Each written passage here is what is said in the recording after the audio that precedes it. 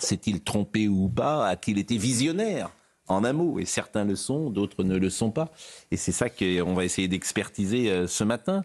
En revanche, je vous propose peut-être de commencer cette émission avec ce qui s'est passé à La République hier soir, qui en dit long également sur un certain état d'esprit du pays, de regarder qui était également présent sur cette place de La République. Je disais, ceux qui ont fait de l'anti-le pénisme leur seule identité parfois, leur seule raison de vivre. Regardez ces gens, et je n'en dirai pas davantage. Regardez-les agir, regardez-les parler, imaginez ce qu'est leur vie, peut-être, leur frustration, leur aigreur, leur rancœur, que sais-je, et imaginez ce qu'ils font, ce qu'ils sont dans la vie qu'ils mènent. Et à chacun, après, de choisir là où il a envie d'être. Mais voyons le sujet de Mathilde Ibanez sur cette nuit particulière à La République. Ils étaient des milliers à s'être rassemblés place de la République pour célébrer le décès de Jean-Marie Le Pen. Un homme politique décrié de par ses positions et ses actions passées. Nombreux Français ont tenu à marquer le coup. Champagne, confettis et même slogans,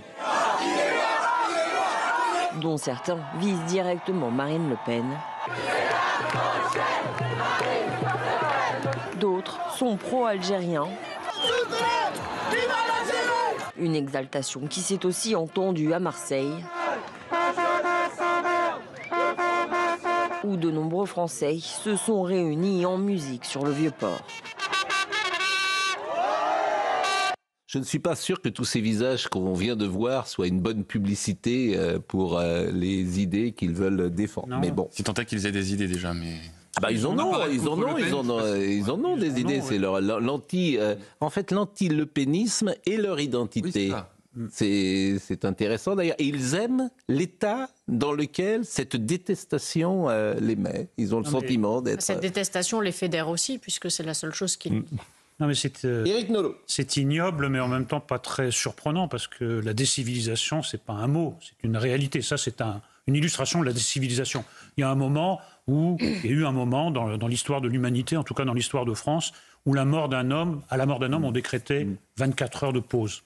On évitait de commenter. L'épuration en 1945, c'était guère mieux, si vous me permettez. L'épuration, c'est quand même une période extrêmement...